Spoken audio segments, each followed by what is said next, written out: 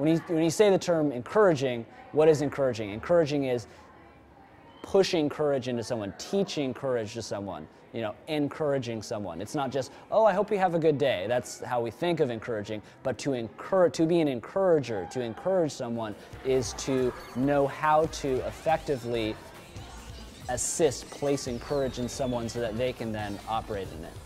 It's definitely built up my confidence. And I've learned that it's not worth it to be timid and hold back. That the only way you're really going to get somewhere is if you're confident. I mean, a part of it is the conversations that the coaches have with the girls, that to achieve excellence requires not just physical ability, but a focused mind, a focused intent, that it's working hard, it's discipline in working hard. It's not just working hard, but it's working hard smartly. It's about desiring. They talk a lot about how much do you want to achieve certain skills or a certain performance. What do you bring emotionally into? And it can get a little metaphysical sometimes, so I think particularly depending where the girls are, they have to interpret it or translate. So how does this translate into what we want you guys to do on the floor at any given point in time?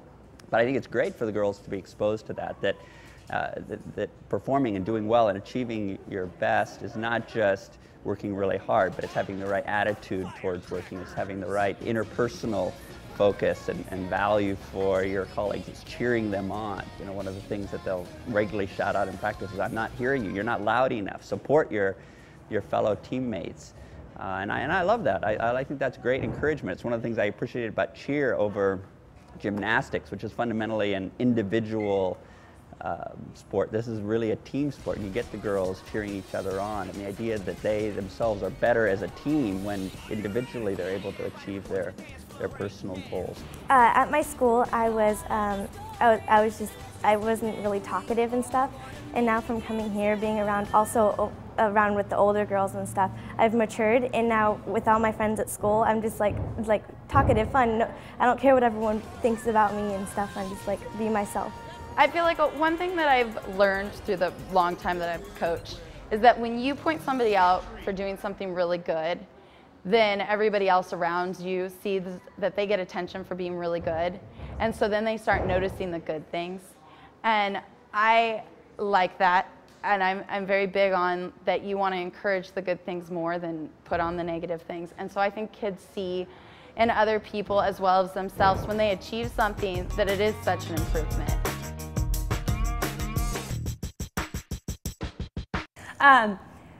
So just the physical aspect of it, I mean, that part's been phenomenal, you know, to be 6 years old and to be that flexible and, you know, to have that much endurance and to, you know, to keep up with the older girls and to hang with a 2-hour practice and, you know, not be tired at the end of it.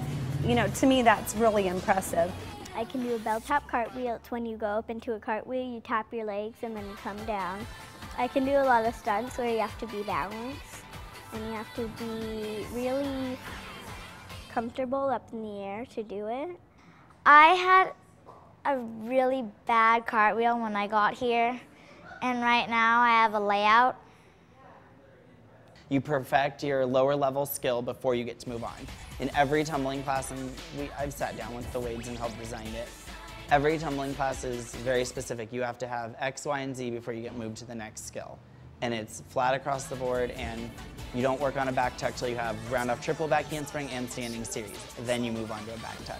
Then what you see is they've mastered the one skill. When you progress to the next skill, their skill set is so perfected that moving on to the next skill happens pretty naturally. And then, okay, now you're gonna do your round off handspring tuck, your standing tuck, and your double back handspring tuck before you move on to layouts. Okay, now those three are progressed, it's super easy to move on to layouts. And what happens, what we've seen with that is it helps with their body awareness because cheer's leveled.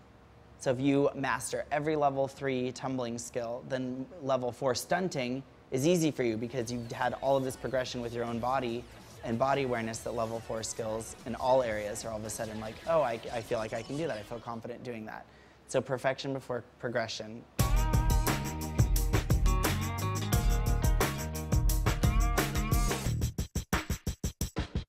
The biggest lesson I've learned this year is to coach each person as an individual, don't coach the skill. Because everyone has a different way that they're going to get there. Everyone's going to get there. Everyone's going to get to the end point if they're determined enough. But you coach each person individually. Like, okay, so-and-so gets really timid if I yell, and then all of a sudden it's not going to be good. And so-and-so needs me to stand right next to her and like, hit, hit, hit, hit, and then she'll go for it. And when you get to know each kid individually and then see what is going to work best for them, and that in itself requires a lot of patience and time to like really get to know your athlete and who you're working with.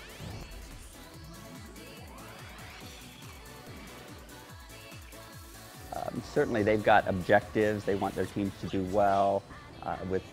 They've got a business to run. The performance of their teams reflects the business. I think it's one of the unique challenges of being a coach is how do you at the same time be gentle and aware of where kids are at within your program, and yet simultaneously realize that your own business, your own performance, your own whether or not you get to keep your job as a professional coach is somewhat a function of how your team provides. But they're able to paint a picture of what can be and inspire the girl to reach that. You can come here and you'll work on your skill, but in between, like while you're taking a break, you can talk about something that happened today, or like you can work on anything. Like you can talk to your coach about something that happened at team practice and like how you want to improve that.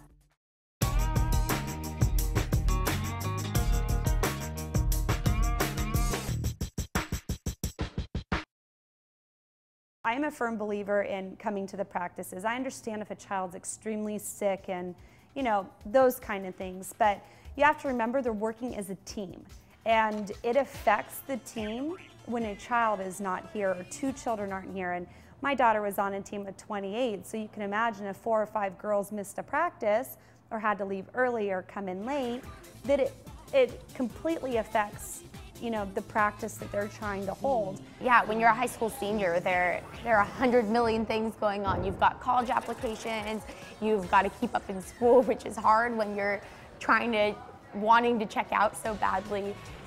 People, when you're this age, are in other activities. Some girls are on ASB, some girls are in clubs, some girls are in other sports.